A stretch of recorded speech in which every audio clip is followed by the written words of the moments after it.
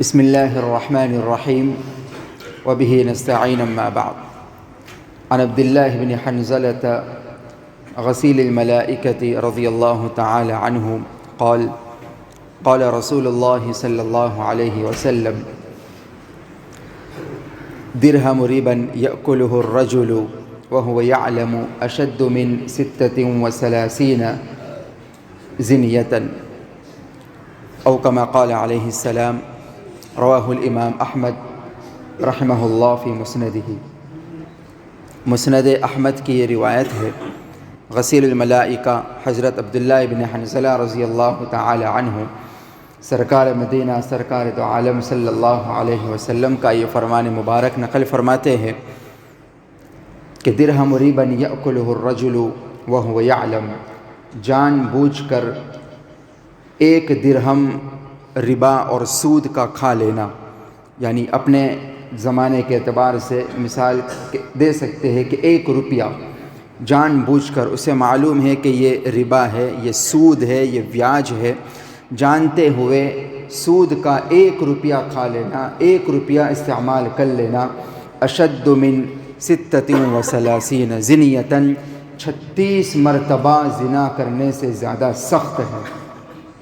زنا نہ صرف مسلمانوں کے یہاں بلکہ دنیا کے ہر قوم و ملت میں، ہر مذہب میں، ہر سماج میں، ہر معاشرے میں برا سمجھا جاتا ہے. اللہ نہ کرے اگر کسی محلے میں کوئی واقعہ زنا کا پیش آ جائے تو لوگوں کو اس پر بڑا تعجب ہوتا ہے اور ایک الگ انداز میں اس کے چرچے ہوتے ہیں کہ اس نے تو ایسا کیا، لوگ اسے بہت برا سمجھتے ہیں. لیکن سود کھانا اور سود کھانے والے کو کوئی برا نہیں سمجھتا. گویا کہ اسی ذہنیت کو سامنے رکھتے ہوئے سود کی مذمت اور سود کی برائی لوگوں کے ذہن و دماغ میں بٹھانے کے لیے، انہیں سمجھانے کے لیے آقا علیہ السلام نے یہ تعبیر استعمال فرمائی کہ زنا کو، سود کھانے کو، سود کا روپیہ استعمال کرنے کو ہلکا اور معمولی نہ سمجھو، بلکہ وہ تو 36 مرتبہ زنا کرنے سے بھی زیادہ برا ہے.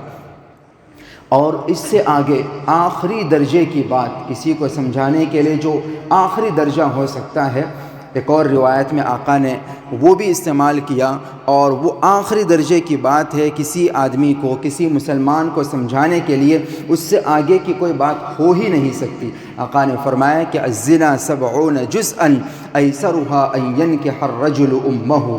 اللہ اکبر. فرمایا کہ زنا کے 70 درجے ہیں اور ان میں سب سے آخری اور سب سے کم تر درجہ یہ ہے کہ آدمی اپنی سگی ماں کے ساتھ زنا کرے.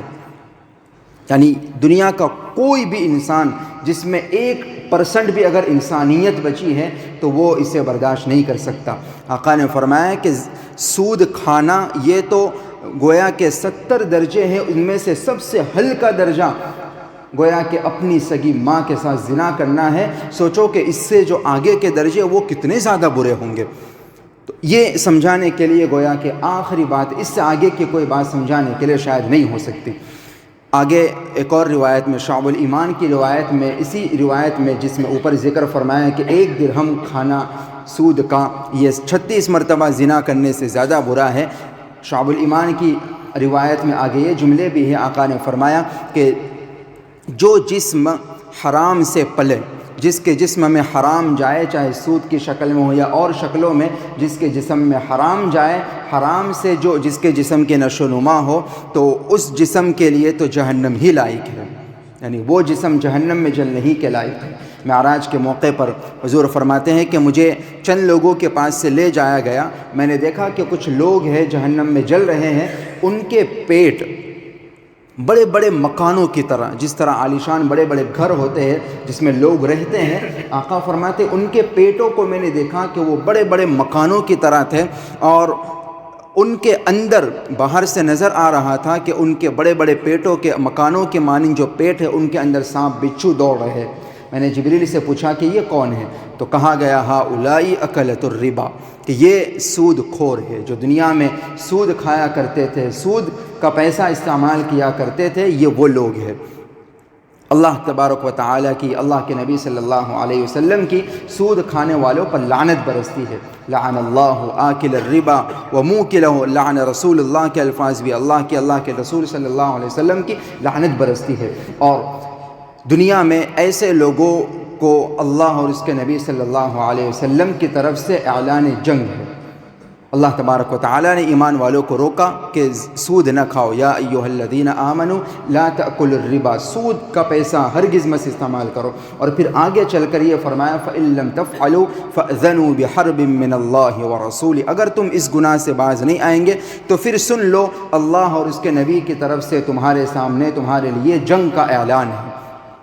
یہ صرف دو گناہ ایسے ہیں جن کے بارے میں جنگ کا اعلان کیا گیا، ایک سود کے بارے میں اور دوسرا اللہ کے نیک بندوں کو تنگ کرنے اور ان کو پریشان کرنے کے بارے میں۔ من آذی لی ولیا فقد آذنتہ بالحرب، جو اللہ کے کسی نیک بندے کو تنگ کرے گا اللہ فرماتا ہے میں اس کے خلاف جنگ کا اعلان کرتا ہوں۔ اور دوسرا یہ سود کھانے والوں کے بارے میں فرمایا کہ اللہ اور اس کے رسول اس کے بارے میں اس کے خلاف جنگ کا اعلان کرتے، جس کے خلاف اللہ رسول جنگ کا اعلان کرتے ظاہر وہ کہاں جیت سکتا ہے، کہاں کامیاب ہو سکتا ہے۔ تو حقیقت یہ ہے کہ آج ہمارے سماج میں، ہمارے معاشرے میں بلکہ ڈرنا چاہیے، غور کرنا چاہیے کہ ہمارے گھروں میں تو نہیں ہے، مختلف شکلوں میں، 20 شکلوں میں سود کا کاروبار اور سود کی شکلیں رائج ہے۔ جس طرح سود کھانا اور خود استعمال، بہت ساری شکلیں سود کھانے کی بھی ہیں، ایسی شکلیں ہیں لوگ معاملہ کر لیتے ہیں، ڈیل کر لیتے ہیں حلال سمجھ کے، پوچھتے نہیں ہیں، اور مزید یہ کہ بتایا بھی جاتا ہے پھر بھی لوگ اسے اگنور کر دیتے ہیں، نظر انداز کر دیتے ہیں۔ بہت ساری شکلیں ایسی ہیں کہ خود سود کا پیسہ ہم کھاتے رہتے ہیں، ہمیں معلوم نہیں ہوتا۔